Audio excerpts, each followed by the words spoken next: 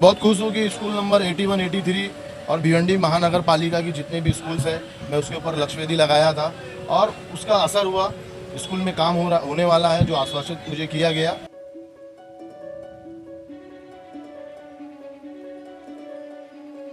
तो 16 फरवरी 2026 को हमारा एयर क्वालिटी इंडेक्स 312 तक गया। इसका मतलब ये हजार्डियस है। हम जो सांस ले रहे हैं ये जहर हमारे अंदर जा रहा है। भिवंडी में 3 सोर्सेज से पानी आता है, तो वो 3 सोर्सेज से पानी कहाँ कहाँ से आ रहा है, क्यों इतनी कटौती हो रही है और किस बिना पे हो रही है। टेंडर है, कॉन्ट्रैक्टर है, जो भी ठेकेदार है उसको पहले एक्सीडेंट जोन को बनाना चाहिए था। आज बागे यूसुफ से लेके मंजरपट्टी तक का आपको ब्रेकर नजर नहीं आएंगे। स्पीड गाड़ियां हैं, हैवी व्हीकल्स वहां से चल रही है और रोड आगे पीछे ऊपर नीचे, जो छोटी गाड़ी क्रॉस होने के बाद उसका एक्सीडेंट 100% तय है।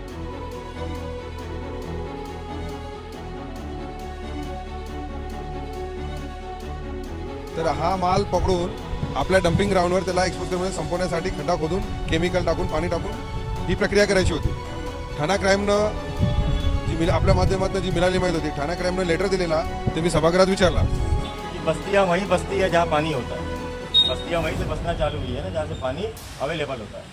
अब बम्बई से 40 किलोमीटर दूर हम लोग रह रहे हैं, थाने से 20-18 किलोमीटर की दूरी पर है। आए दिन ये कॉल आना कि 5 मिनट पानी आ रहा है, 10 मिनट पानी आ रहा है, 15 मिनट पानी आ रहा है। कमिश्नर साहब को रिक्वेस्ट किया हूँ कि ये नारायण पाटिल चाल, इंदिरा नगर, आज बीबी, शास्त्री नगर, नेहरू नगर, यहाँ सब पानी की तकलीफ है।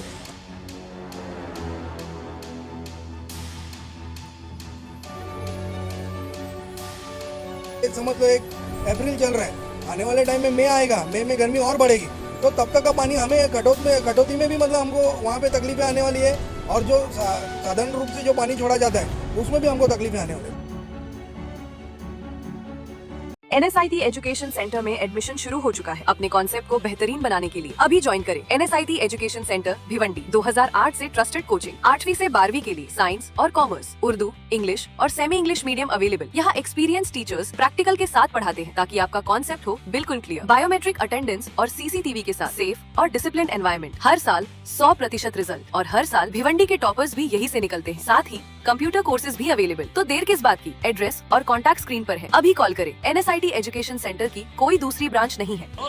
आज महासभा में मेरी 2 लक्ष्यवेधी लगी हुई थी और मैं बहुत खुश हूँ कि स्कूल नंबर 81, 83 और भिवंडी महानगर पालिका की जितने भी स्कूल्स हैं, मैं उसके ऊपर लक्ष्यवेधी लगाया था और उसका असर हुआ। स्कूल में काम होने वाला है जो आश्वासित मुझे किया गया कि स्कूल में मूलभूत सुविधा का काम किया जाएगा, जैसे टॉयलेट्स वगैरह, पीने का साफ पानी नहीं, या वहाँ पर कोई ऐसी जैसे ट्रांसफार्मर या DP वगैरह लगा हुआ जिससे बच्चों की जान को खतरा हो सकता है, तो मतलब उसे इमीडिएट आप वहाँ से शिफ्ट कीजिए। और दूसरा, जहाँ पर अभी बारिश का मौसम आने वाला है, जो पतरे टूटे हुए हैं स्कूल के, कि उसको इमीडिएट आप रिपेयर कीजिए या नया डालिए। तो उन सारी चीज़ों से बच्चों को और हमारे एजुकेशन सिस्टम को एक फ़ायदा होगा। और मैंने कमिश्नर साहब से और मेयर साहब से ये भी रिक्वेस्ट किया कि हमारी स्कूल्स में जो बहुत ज़रूरत की चीज़ें हैं, मूलभूत सुविधा है, आप यही 2 स्कूल नहीं, पूरी भिवंडी की स्कूल में ये दीजिए। मगर मैं इसी के साथ एक चीज़ से डिसअपॉइंटेड हूँ कि मैंने एक मुद्दा पॉल्यूशन के ऊपर लिया था जो इसमें से हटा दिया गया, मुझे ठीक नहीं लगा। देखिए, हमारे शहर में पॉल्यूशन का मुद्दा इतना बढ़ता जा रहा है, मगर तकलीफ़ की बात यह है कि इस प्रॉब्लम को प्रॉब्लम ही नहीं समझा जा रहा है। जैसा कि आपको मैं बताऊं कि हमारी भिवंडी शहर में एयर क्वालिटी इंडेक्स चेक करने का कहीं पे भी ऐसा सिस्टम या निज़ाम नहीं है कि जहां पर हम देख सके कि हम जिस एयर में, जिस हवा में सांस ले रहे हैं, वो हवा कितनी साफ़ सुथरी है। आप जानते होंगे कि हमारी भिवंडी शहर में जो इंडस्ट्री है, जो हमारी हवा को पॉल्यूट कर रही है, जैसे कि साइजिंग्स है, ये क्या पॉल्यूशन कंट्रोल बोर्ड के गाइडलाइंस को फॉलो कर रही है? मैंने बार बार पत्र दिया मालूमात लेने के लिए कि हमारा एयर क्वालिटी इंडेक्स क्या है। जब महानगर पालिका को ये नहीं पता है कि हमारा लास्ट मंथ का एयर क्वालिटी इंडेक्स क्या है, तो क्या आपको लगता है कि आप ये लोग ये हमारी एयर को सुधारेंगे? हम जो सांस ले रहे हैं आप नहीं जानते। 16 फरवरी 2026 को हमारा एयर क्वालिटी इंडेक्स 312 तक गया। इसका मतलब ये हजार्डियस है। हम जो सांस ले रहे हैं ये जहर हमारे अंदर जा रहा है। इससे छोटी मोटी बीमारी नहीं, लंग्स कैंसर हो रहा है, अस्थमा हो रहा है, स्ट्रोक हो रहा है।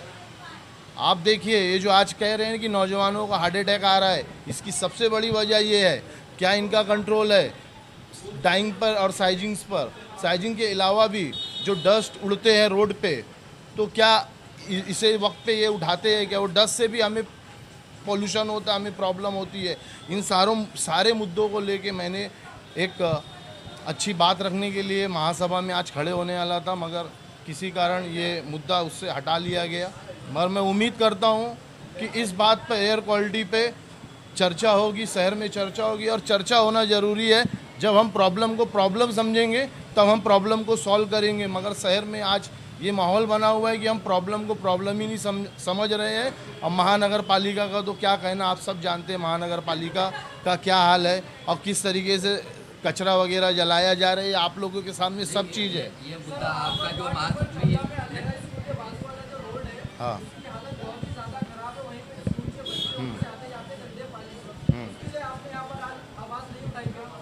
देखिए, मैं इसके लिए आवाज़ नहीं उठाया क्योंकि ऑलरेडी वहाँ पर काम चल रहा है। बहुत नहीं, आपको एक हफ्ते बाद आप जाएंगे वहाँ पर, आपको वो प्रॉब्लम सॉल्व हुई दिखेगी। नहीं, ये जो आपने अभी बताया कि पोल्यूशन को लेकर के आवाज़ उठाने वाले थे और समय की कमी को रहते हुए तो उसको रद्द किया गया या फिर किसी और नहीं, समय की कमी के रहते हुए नहीं रद्द किया गया। ये लक्षवेदी में लगा हुआ था, मुझे मालूम था कि ये मुद्दा है, मैं उस पर स्टडी भी करके आया हुआ था, संबंधित अधिकारियों से सवाल भी करने वाला था, मगर अब किसी कारण उसे हटा लिया गया। मैं नहीं जानता किस कारण हटाया गया, मगर ये बहुत इम्पॉर्टेंट मुद्दा है, इस पर आवाज़ उठनी चाहिए। आवाम को ये मालूम होना चाहिए, हमारे शहरियों को मालूम होना चाहिए कि हम कैसी हवा हमारे अंदर जा रही है, हमारी हवा जो हम सांस ले रहे हैं साफ़ सुथरी है या गंदी है।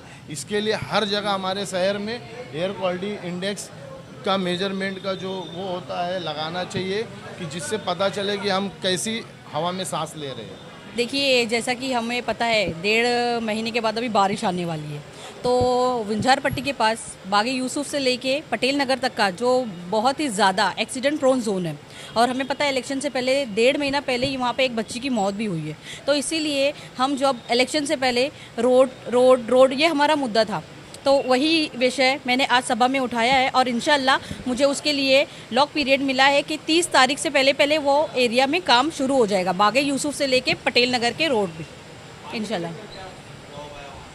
हाँ, ये पानी का मुद्दा तो आप लोगों को भी पता है और हमारी जनता भी बहुत अच्छी से जानती है कि ये मुद्दा बहुत ही ज़्यादा कॉमन हो गया है, और स्पेशली जब से हम नगर सेवक चुनकर आए ये मुद्दा बहुत ही ज़्यादा रेज हुआ है। तो सिर्फ मैंने ही नहीं, बाकी के ऑल ओवर भिवंडी के सारे नगर सेवकों ने सेम मुद्दा उठाया है, जिस पे इंशाल्लाह बहुत ही जल्द से जल्द कार्रवाई भी होगी। हमारे भिवंडी में 3 सोर्सेज से पानी आता है, तो वो 3 सोर्सेज से पानी कहाँ से आ रहा है, क्यों इतनी कटौती हो रही है और किस बिना पे हो रही है, उसकी कार्रवाई हमें महापौर साहब से और कमिश्नर साहब से आश्वासन मिला है कि कार्रवाई चालू है। इंशाल्लाह बहुत ही जल्द हम लोगों को सहूलत मिलेगी और हमारे भिवंडी में, ऑल ओवर भिवंडी में पानी अपने टाइम टू टाइम आएगा और सबको प्रोवाइड किया जाएगा इंशाल्लाह। जी हाँ, देखिए, पहले ये मुद्दा 1.5-2 महीने से चल रहा है, सभा में बार बार उठाया भी जा रहा है।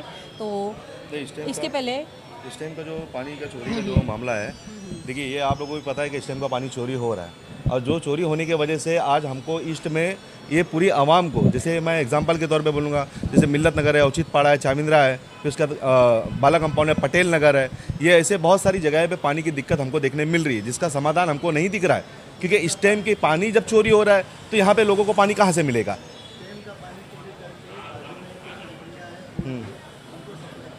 इसलिए तो महासभा में हमने ये आवाज़ उठाया है कि हमारा जो पानी था, हमारे शहर का जो पानी था, वो कहाँ डाइवर्ट किया जा रहा है। आज वो डाइवर्ट होने की वजह से आज आवाम को तकलीफ झेलनी पड़ रही है। हम लोग क्वेश्चन मार्क हो जा रही है जब लोगों का फ़ोन हमको आता है कि भाई पानी क्यों नहीं आया, हम कितना यहाँ पे आके लड़ेंगे। इसलिए आज हमने महासभा के अंदर ये विषय उठाया और इसका रिजल्ट हम जल्द से जल्द मांगने की कोशिश करेंगे कमिश्नर साहब से और महापौर साहब से।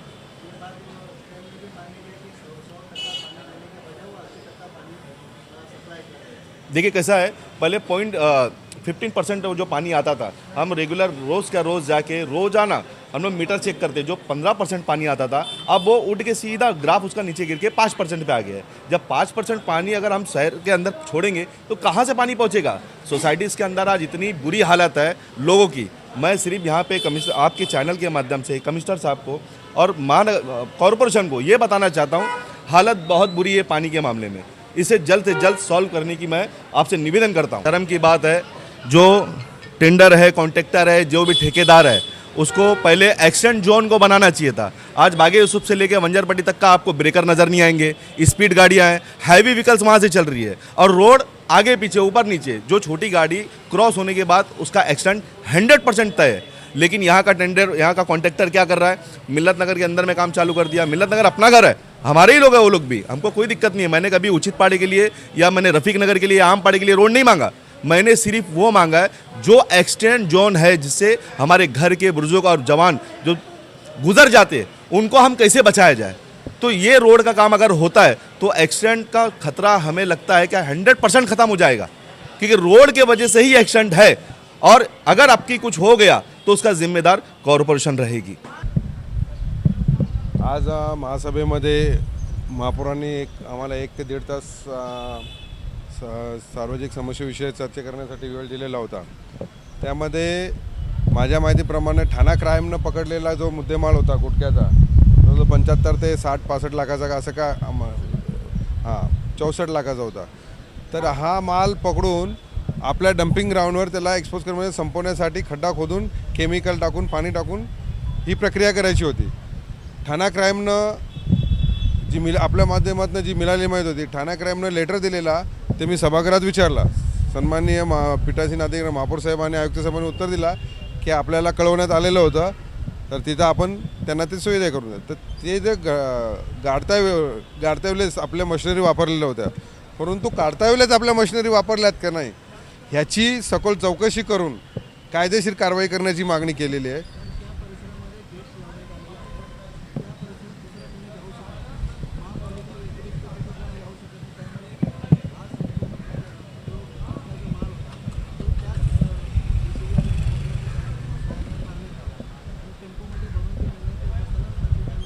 बघा, स्थानिक लोकांनी तिथे खूप आंदोलन केलं की असा प्रकार होतोय, त्या लोकांना मारामारी धमकी वादविवाद पण झालेले दिसतात तिथे।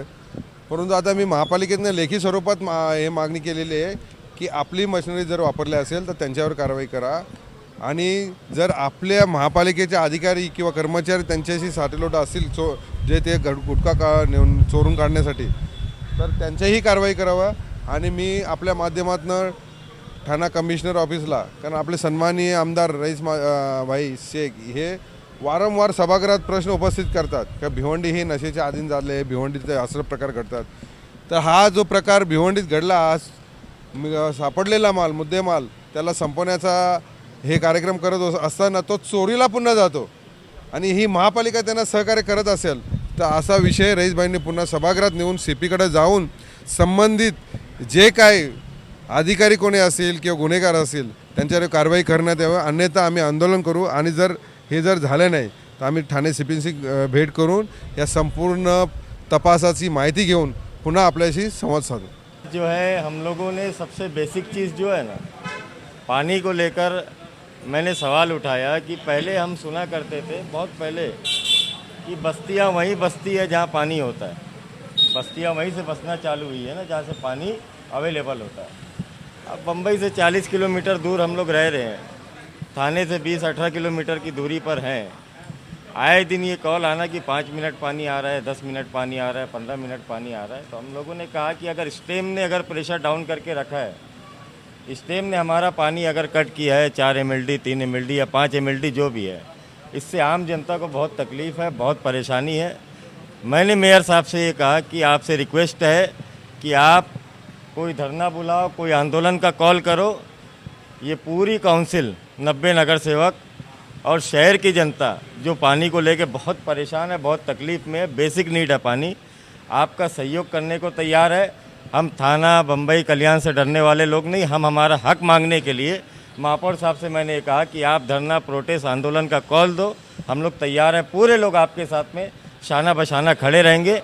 और पानी जैसी बेसिक नीड को जो है हमें जो तरसाया जा रहा है, हमारी आवाम जो परेशान है, इंशाल्लाह हम पूरी तरीके से मेहनत करके पानी जो MLD स्टेम ने हमारा 4-5 MLD जो कट किया है उसको इंशाल्लाह रिटर्न लाएंगे। और एक सबसे बड़ी हमारे ऊपर तकलीफ़ ये भी आ गई कि वराला तालाब का जो पानी आता था पहले वो बंद हो गया है, उसके मतलब अनयूजेबल करार दिया गया है कि ये यूज़ में नहीं आ सकता है पानी करके। और दूसरा MLD का स्टेम का पानी कम होना 4 MLD, ये हमें बहुत तकलीफ़ दे रहा है और हमारे यहाँ की आवाम को बहुत तकलीफ़ दे रहा है। इस बेसिक चीज़ को लेके हमने वहाँ पर मुद्दा उठाया।